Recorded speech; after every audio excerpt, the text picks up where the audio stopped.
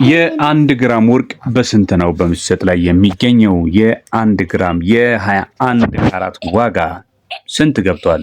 በፒያሳ የወርቅ ገበያ ምንድን ነው እየተካሄደ ያለው? በተለይ በሀራምቤና በሸዋ ዳቦ መካከል የሚወጡ አስደናቂ እውነታዎችስ ምንድን ናቸው? ወደ ፒያሳ ጎራ ካሉ የወርቅ ሱቆችን መስኮት ተመልክተው ያውቃሉ? የወርቁን ውበት እንደተጠበቀ ሆኖ በአሁኑ ሰዓት በገበያ ውስጥ ያለው የዋጋ መለዋወጥ ግን የብዙዎችን ልብ እንዲመታ እያደረገ ይገኛል። ዛሬ ብገዛ ነው ወይስ ነገ? ዛሬ ብገዛ ነገ ይወድቅ ይሆን ወይስ አሁን ካልገዛው ነገ ይጨምራል የሚል ጥያቄ የብዙዎች ውይይት ሆኗል። ዛሬ በሀገራችን የወርቅ ንግድ እምብርት በሆነችው ፒያሳ ያለውን ወቅታዊ ሁኔታ፣ የዋጋ አዝማሚያ፣ ከመግዛታችሁ በፊትም ማወቅ ያለባችሁን ወሳኝ ጥንቃቄዎች በዝርዝር የምንመለከት ይሆናል።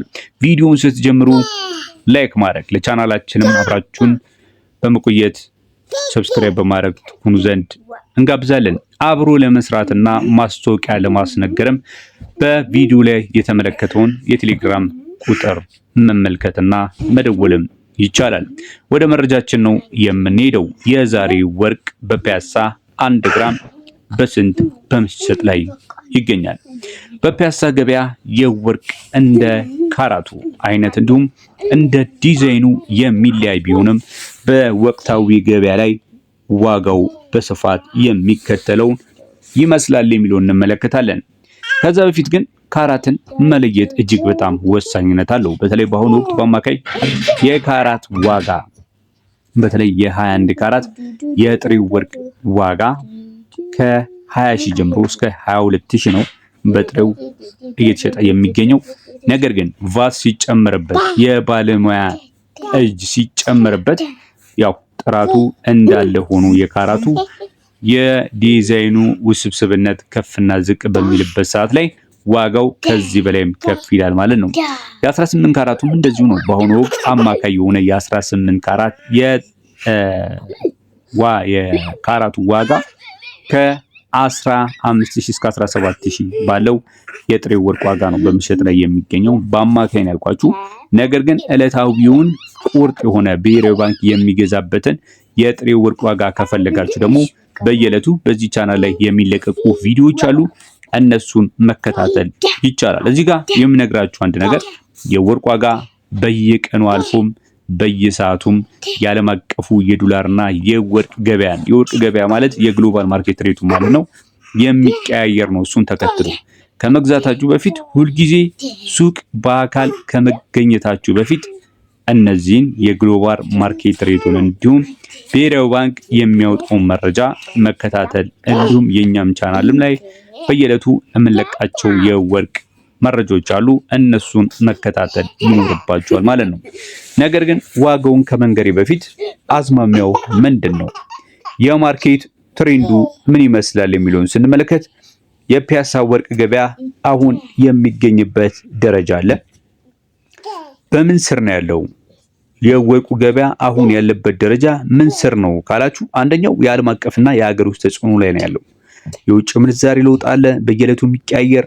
ኢቨን ባንኮች ራሱ አንዳንዴ በሳምንት 2-3 ጊዜ የምንዛሬ ለውጦችን እየቀየሩ ነው ያሉት።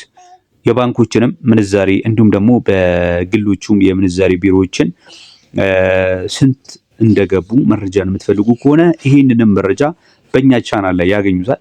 ዕለታዊ የምንዛሬ መረጃዎችን በባንኮች ያለው ማለት ነው። እንዲሁም ደግሞ የዓለም አቀፍ የወርቅ ዋጋ ከዕለት ዕለት እየናረ ነው ያለው ማለትም ይቻላል። ምንም እንኳን መዋዠቅ ቢኖርበትም አንዳንዴ መረጋጋት ሁኔታ ቢኖርበትም ማለት ነው። አንዳንዴ የሚቀንሳል ምናምን። ነገር ግን እነዚህ ሁለት ነገሮች በተለይ የምንዛሬ ለውጥና የዓለም አቀፉ የወርቅ ዋጋ መኖር በፒያሳም ገበያ ላይ ቀጥተኛ ተጽዕኖ እያሳደረ ነው የሚገኘው። ሌላው ደግሞ ለኢንቨስትመንት የሚደረግ ፍላጎት በአሁኑ ሰዓት ላይ እየጨመረ ነው። አሁን በቅርቡ በተደረገ ዳሰሳ የምታስታውሱ ከሆነ በኢትዮጵያ ያሉ ሚሊዮነሮች ቁጥር በዶላር ማለት ነው 2800 አካባቢ እንደሆነ ይገመታል። ከዚህም በላይ ደግሞ ሰዎች እነዚህ ኢንቨስተሮች ሌላ ነገር ላይ ንግድን ከመስራት ይልቅ ወርቅ ላይ ለማድረግ ያላቸው ፍላጎት ምንም ጥያቄ ያለው ነገር አይደለም። ብዙ ሰዎች ገንዘባቸው በተለይ በብር የሚያስቀምጡት ነገር እንዳይበላ ሲሉ ሀብታቸውን ወይም ደግሞ ከኢንፍሌሽን ለመጠበቅ ወደ ወርቅ የመቀየር አዝማሚያ በከፍተኛ ደረጃ እያሳዩ ነው የሚገኙት። ሌላው ደግሞ ሶስተኛው የመግዛት አቅምና ፍላጎት ነው። ይሄ ምንም እንኳን በተለያዩ ወቅቶች ላይ ማተር ያደርጋል። ከፍተኛ ፍላጎት የሚኖረው ምናልባት በጋብቻ በሰርግ ወቅት ነው። በአሁን ያለነው ሐምሌ መጨረሻ አካባቢ ነው። በእነዚህ ወቅቶች የተረጋጋ ነው ማለት ይቻላል ገበያው። ዋጋው ታዲያ ስንት ይሆናል ካላችሁ የ1 ግራም ወርቅ ዛሬ በ21 ካራት 29 ሺህ ነው እየተሸጠ የሚገኘው። በአማካኝ የ3 እና የ4 ካራት ወርቆችን ዋጋ ይዤ ነው የምነግራችሁ። እስከ 30 ሺህም የጠየቁበት ቤት አለ። እስከ 28 ሺህም ያገኘሁበት መረጃ አለ። በአማካይ ግን መካከለኛ የሆነ ዲዛይን ያለው በጣም ውስብስብ ያልሆነ ዲዛይን ያለው ወርቅ በ29 ሺህ ጥሩ ዋጋ ነው። 1 ግራም ወርቅ በ29 ሺህ ነው በመሸጥ ላይ የሚገኘው።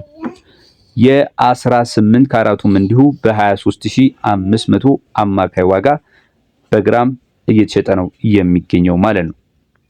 እንግዲህ ይህንን ወርቅ ለመግዛት እናንተ ቁርጠኝነት ካላችሁ ማድረግ ያለባችሁን 5 ነገሮች ልንገራችሁ። የመጀመሪያው ጥራቱን አረጋግጡ። መግዛት የፈለጋችሁት 18 ነው 21 እንገዛለሁ ብላችሁ 18 ካራትን እንዳትገዙ መጠንቀቅ አለባችሁ። ምክንያቱም ከፍተኛ የሆነ የዋጋ ለውጥ ስላላቸው። በምንድን ነው የምለየው ካላችሁ እላዩ ላይ ወርቁ ላይ የተቀረጸ ማህተብ አለ። በዛ መለየት ትችላላችሁ። አንደኛ። ሁለተኛ ጽሑፍ ከሌለው ደግሞ ሱቅ ላይ የሚፈትሹበት መሳሪያ ስላለ በዛ ውጤት ትክክለኛ ካራት መሆኑን ማየት አለባችሁ። ሁለተኛ ነገር ደግሞ ህጋዊ ደረሰኝ ተቀበሉ። በደረሰኙ ላይ የወርቅ ግራም፣ ካራት፣ የዕለት ተመን፣ የእጅ ስራ ዋጋ፣ የሱቅ ህጋዊ ማህተም፣ ቫት መኖሩን በደንብ አረጋግጣችሁ ግዙ። ይህ ነገር መልሳችሁ ሲሸጡት ወይም ስትቀይሩት ዋስትና ሊሆናችሁ ስለሚችል ማለት ነው። በሶስተኛ ደረጃ የክብደት ሚዛን ማስተዋል አለባችሁ። በምትመዝኑበት ጊዜ ሚዛኑ 0 ላይ መሆኑን ትክክለኛ ግራም ማሳየቱን በአይናችሁ አረጋግጡ። አራተኛም ነግራችሁ ደግሞ ምንም ነገር ላይ መደራደር ትችላላችሁ። በዋናነት ደግሞ ሜኪንግ ቻርጅ ላይ ተደራደሩ። ወርቅ ላይ የሚጨምረው የአሰራር ዋጋ ከሱቅ ሱቅ ይለያያል። ተመሳሳይ ወርቅ፣ ተመሳሳይ ካራት፣ ተመሳሳይ ግራም ሆኖ አንዱ ከፍተኛ የሆነ ዋጋን ይጨምርባቸዋል፣ አንዱ አነስተኛ ዋጋ። ለምን ከተባለ የኪራይ ያለባቸው፣ የሰራተኛ ዋጋ አለባቸው፣ የብዙ ነገር ፋክተር አለባቸው። ሁሉም ተመሳሳይ የሆነ ሰራተኛም ላይኖራቸው ይችላል። አንዳንድ ሰራተኛ 2 ሰራተኛ ያለውና 5 ሰራተኛን አንድ ወርቅ ቤት ውስጥ የሚሰራ ተመሳሳይ ዋጋም ይኖረዋል ብላችሁ መጠበቅ የለባችሁ። ስለዚህ ተመሳሳይ የሆነ ወርቅን ቢያንስ 4 እና 5 ሱቆችን በማነጻጸር መምረጥ ይኖርባችኋል ማለት ነው።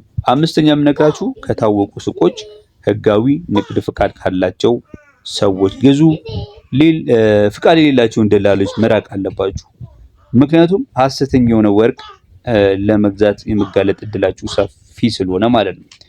በመጨረሻም ወርቅ ውበት ብቻ አይደለም፣ አስተማማኝ የረጅም ጊዜ ሀብትና ኢንቨስትመንት ነው። ነገር ግን በፒያሳ ገበያ ከመግዛታችሁ በፊት ወቅታዊውን የዋጋ ሁኔታ ማወቅና አስፈላጊውን ጥንቃቄ ማድረግ ከኪሳራ ይመልሱታል። እናንተስ ምን ታስባላችሁ? በቅርብ ጊዜ በፒያሳ ወርቅ ገዝታችሁ ወይም ጠይቃችሁ ታውቃላችሁ? የገበያ ሁኔታ ዋጋው ለእናንተ እንዴት ነው የሚታያችሁ? አስተያየታችሁን ከታች ኮመንት ላይ አካፍሉን። መረጃውን ለወዳጅ ዘመድ ይጠቅማል ብላችሁም ካሰባችሁ ሼር ማድረግ፣ ለቻናሉም አዲስ ከሆናችሁ ሰብስክራይብ በማድረግ አብራችሁን ይሁኑ።